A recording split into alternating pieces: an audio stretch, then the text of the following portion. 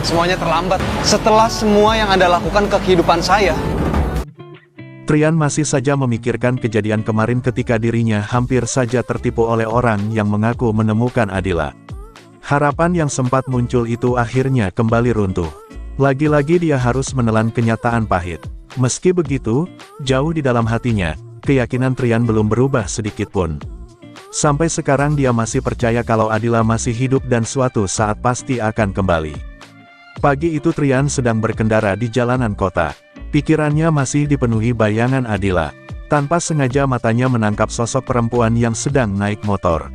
Rambutnya panjang, postur tubuhnya juga sangat mirip. Seketika jantung Trian berdegup kencang. Ia sampai memperlambat laju mobilnya karena merasa tidak percaya dengan apa yang dilihatnya. Sekilas sosok itu benar-benar terlihat seperti Adila. Trian terdiam beberapa detik. Ia bahkan sempat berpikir apakah ini hanya halusinasi karena terlalu sering memikirkan Adila. Bayangan perempuan itu terus terlintas di kepalanya. Selama 2 bulan terakhir, rasa rindu dan harapan bercampur menjadi satu hingga kadang membuat pikirannya bermain sendiri.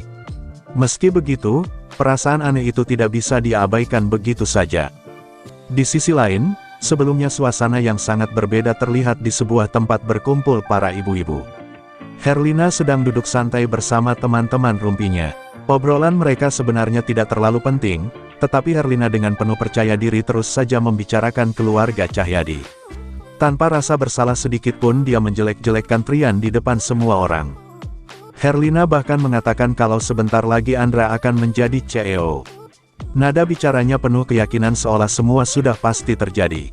Baginya, keadaan keluarga Cahyadi yang sedang kacau ini adalah kesempatan besar untuk mengangkat nama Andra. Sementara itu Laras dan Damar yang berada tidak jauh dari sana terlihat sedikit tidak nyaman mendengar pembicaraan tersebut. Laras mencoba mendekat sedikit untuk mendengar lebih jelas, tetapi situasinya malah berubah jadi lucu. Saat mereka bergerak lebih dekat, tanpa sengaja keduanya terlihat sangat akrab. Gerakan mereka yang canggung justru membuat suasana jadi seperti adegan pasangan yang sedang dimabuk asmara. Ibu-ibu yang melihatnya langsung saling pandang dengan ekspresi heran. Beberapa dari mereka bahkan mengira Laras dan Damar adalah pasangan yang sedang kasmaran. Tingkah mereka yang kikuk malah membuat suasana menjadi ramai dan cukup mengundang tawa. Sementara itu, di tempat lain, Trian dan Bimo sedang dalam perjalanan menuju lokasi yang disebutkan oleh seseorang yang mengaku menemukan Adila. Sejak awal Bimo sebenarnya sudah merasa ragu. Dia beberapa kali mencoba meyakinkan Trian agar berpikir lebih hati-hati. Menurut Bimo, bisa saja orang itu hanya ingin memanfaatkan keadaan demi uang. Namun Trian tetap bersikeras. Baginya, sekecil apapun kemungkinan itu tetap harus dicoba. Selama masih ada harapan, dia tidak ingin menyerah begitu saja. Di waktu yang hampir bersamaan, Nina juga sedang dalam perjalanan bersama Aditya. Mereka menuju rumah seorang ibu yang sebelumnya mengabarkan bahwa ada perempuan ditemukan di tepi sungai.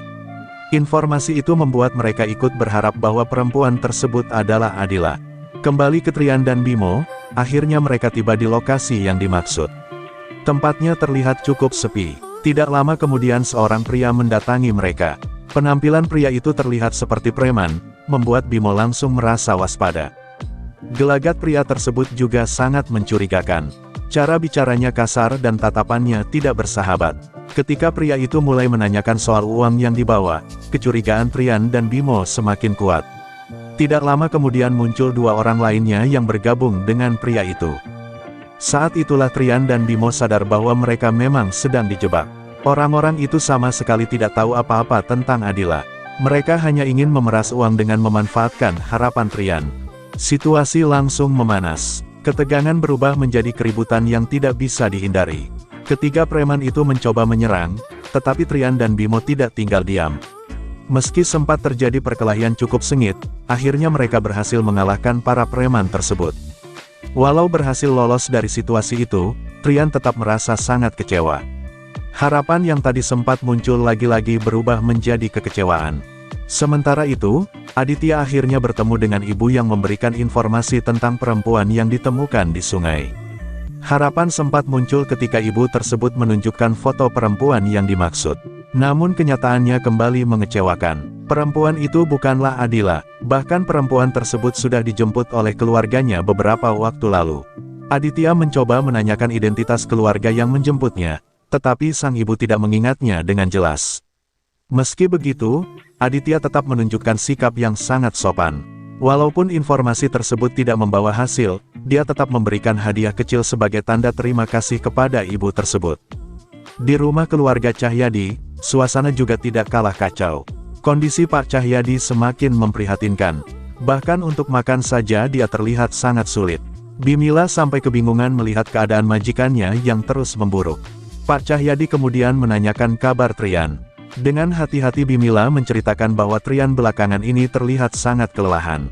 Ia sering kurang tidur dan makanan yang diantarkan pun sering tidak disentuh. Cerita itu membuat hati Pak Cahyadi semakin berat. Ia menyadari bahwa semua yang terjadi telah membawa penderitaan besar bagi putranya. Tidak lama kemudian, Pak Cahyadi datang ke kantor Trian. Pertemuan mereka terjadi secara tidak sengaja. Ketika berpapasan, suasana langsung terasa kaku. Trian memandang ayahnya dengan tatapan dingin. Tidak ada lagi kehangatan seperti dulu. Hubungan mereka kini dipenuhi luka yang belum sembuh.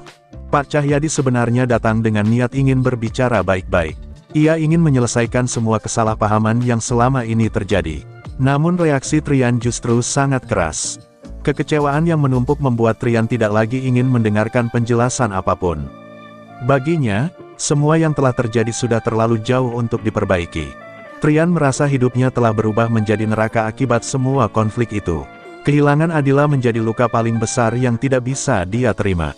Akhirnya Trian memilih pergi meninggalkan ayahnya begitu saja. Baginya, semua pembicaraan sudah tidak ada gunanya lagi. Semua terasa terlambat dan tidak akan mampu mengembalikan Adila yang hingga kini masih belum ditemukan.